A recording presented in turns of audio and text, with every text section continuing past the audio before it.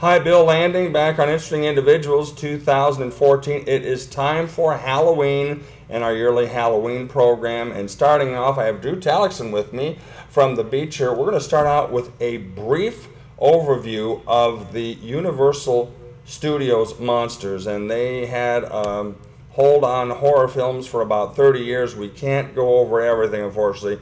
But we're going to touch base on some of the big heavyweights. And Drew, again, thanks for being here with me. Let's touch base a little bit about Lon Chaney Sr. and some of his Universal work. Sure.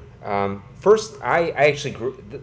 The Universal monster movies were my favorites. That's what I grew up with. Mm-hmm. Those were the real monsters to me. And so Lon Chaney Sr., of course, is famous for Phantom of the Opera, most of all.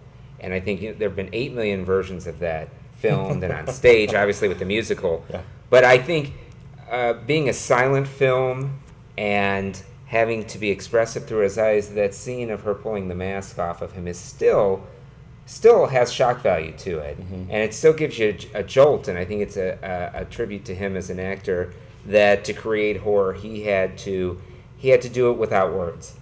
Mm-hmm. And he had to do it with his face, his eyes, and I think he was very expressive, and you could see where his son, Lon Chaney Jr., got it from. Yeah. One of the scenes in it also is that famous is like the party scene where he has the death type mask when he walks through the whole crowd and they're all looking at him. Yeah, it's a fantastic scene. It really had to rely on your, without the dialogue being spoon-fed, you creating an atmosphere of creating a sense of dread and creepiness, and that's what I loved about him and his son. They're two of my favorites. Yeah, and Hunchback of Notre Dame, yes, he did too. A lot of makeup and body wear that he put in. Yes, for Hunchback of Notre Dame, very physical performance, mm-hmm. And be able to create some sense of sympathy to the character. Very multi-talented man. Mm-hmm. All right, now we're going to move on to Dracula. Yeah, one of my favorites. Okay. Is he one of yours? Well, they all are too, like you say. So, of course, Bela Lugosi was the head guy on there for so many episodes of it. Well, and what I love about him is that when you read the book, the Bram Stoker book, Dracula is not a seductive creature. I mean, he is in the act of drinking blood, but he's not this tragic figure. He's a predator, and that's what I like about Bela Lugosi is the way, he uses his wrist and his hands, and his eyes, the way he stares at his victims like they're food. And basically, so that's what I like about him. He's not twinkling in the sunlight, he's not glamoring people. He's literally out for food. Mm-hmm. And I think it's a very hypnotic performance. He's one of my favorites. Yeah. And, he, of course, was buried in his Dracula cape. Right. He really took the role seriously.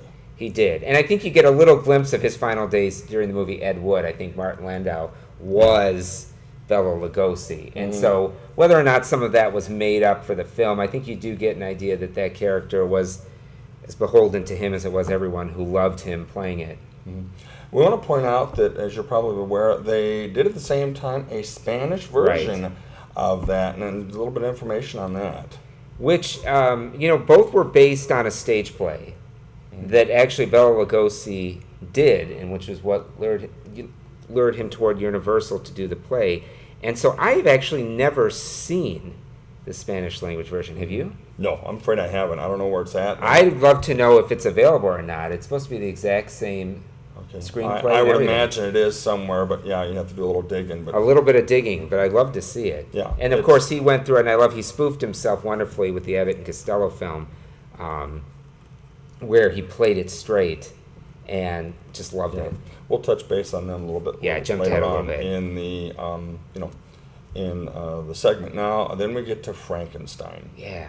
And then that spawned the numerous sequels. So a lot of sequels, and he Boris Karloff, I loved. That wasn't the Frankenstein of the book. It was more human, more verbal, more corruptive. But he made you feel for that character, particularly in Bride of Frankenstein. Mm-hmm. There's that scene that's been spoofed by Young Frankenstein with Gene Hackman as the blind guy, and they're making fun of him pouring hot soup all over Frankenstein and stuff like that. But I love that you actually feel for Frankenstein, and that Boris Karloff gives him a little bit of pathos. He is a monster. And it's only been recently that you can see this really horrific scene with the little girl throwing the petals into the water, and it was edited out for years that he picked her up and threw the little girl into the water, and it's still shocking today. Which, of course, we know he did not mean to intentionally kill her. If I'm not mistaken, when she ran out of throwing the flowers in, he misinterpreted that, well, he had to pick her up and then throw her in. I know it's a little... So she was throwing something beautiful into the water, and he wanted to do the same. It was almost like this childlike fascination with what she was doing and trying to continue it. And so there's this really tragic horror to that scene, and very powerful, still shocking when you see it today. And a thing about Karloff in the Frankenstein version, especially that first one, it really wasn't about just some guy dressed up in monster makeup and just stumbling around. He was able to do things with his facial expressions showing fear and delight, and so he did some decent acting with very that much character. Actually wanting to be accepted and loved, and he brought that humanity to Frankenstein that you haven't seen. There have been versions later that have tried to stay true to the book, but I think Boris Karloff is so etched into your memory you can't shake that. No, and then there were like you say, the sequels, the Bride of Frankenstein, which is really well received as a sequel, and then there were Son of Frankenstein, Ghost. They really went on with that, but then different actors did play Frankenstein after the late 30s. That's correct. It wasn't the same, and none of them had this. They were just guys in makeup. Did not have the same power effect as he did. I think Bela Lugosi played it once. Yeah. And then Chaney did at least one time, I think. Yeah. In some of those sequels as they got into the 1940s. Right. And were able to, do that. Well, good enough here. Frankenstein, again, a classic one. And there's I think, Ghost of Frankenstein right there, and Lugosi as Igor. I'll tell you, these gentlemen had steady work back then, you know. And they didn't like each other. Well, we can't get into that now, but I know that there was some frictions like anywhere else. Yeah. Okay. Now we'll move on to The Mummy. Yeah, that's another great Boris Karloff performance, and plus you have this exotic setting, and so you can do these really cool tombs. You can do beautiful women, plus with the horrifying idea of this guy being wrapped up and entombed, and I think the older one relies more on the imagination. The Universal revisited that. I'm in the minority. I don't like the new Mummy movies. I thought that they were sort of like ADHD versions of it, just hyperactive movies that had none of the power Boris Karloff coming toward you with his arms raised, like this. Well, I think that newer versions of films, the last 20-some years, I think that they do such great special effects. I think they tend to maybe get lost in that too much, Yeah. and take away from the original premise of the films back. Yeah, I mean, in the Mummy remakes, it's all CGI mummies, so there's no performance out of them. I mean, you can get a CGI performance with like Gollum and King Kong, but you didn't get it with those Mummy movies that you got from Karloff. Yeah, he just did The Mummy once, if I'm not mistaken. I think that's correct. And then I know we had a gentleman, I don't know a whole lot about him, his name was Tom Tyler. And he did The Mummy at least twice for Universal. So there was Tom Tyler, and then Lon Chaney Jr. did him a couple of times, and he wasn't too happy of having to do The Mummy, but he did play him a couple of different times. So The Mummy, again, went on through the 30s and then into the 1940s as well. So, yeah, another landmark Universal absolutely character. So now we're going to move on to the Wolfman. My favorite. Okay. He's my favorite. All right, we're going to talk first.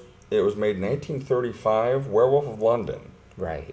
Universal did that. And so anything you comment about that first edition? Well, that was one of the first times we'd seen that kind of story being told, and with those kind of makeup effects. But I think that it's a good movie, but it's not the Wolfman. I think because Lon Chaney, the werewolves today, again, are all CGI, and they look too shiny, and they look fake. And I think that Lon Chaney in that makeup, as the Wolfman, particularly his eyes, looked like he just wanted to rip you to shreds.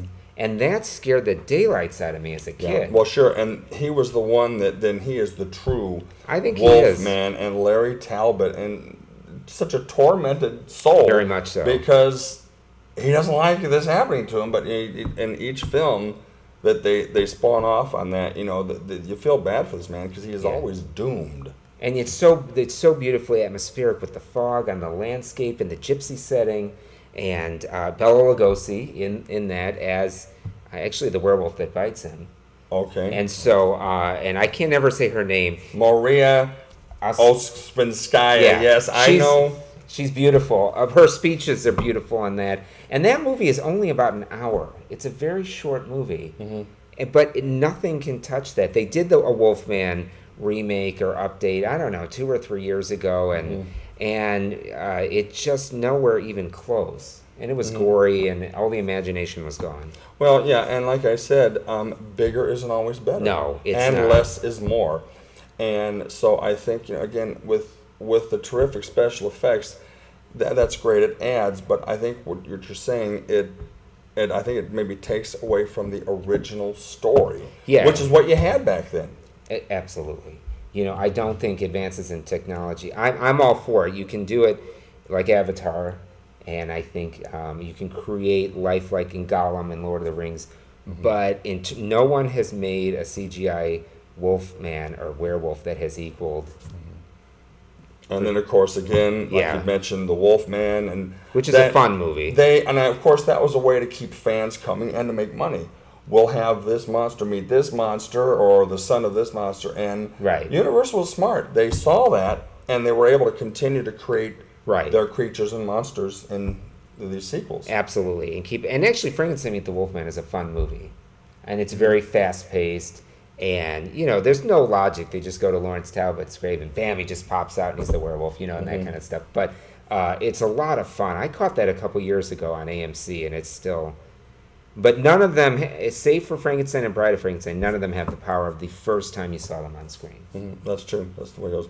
The Invisible Man, which also Universal was successful with. Claude Rains, and I think really good special effects for the time. Yes, it was. I think particularly him unwrapping himself, and Claude Rains had a very sophisticated way of delivering his dialogue. It was very elegant, and I never found him scary. I found him fascinating.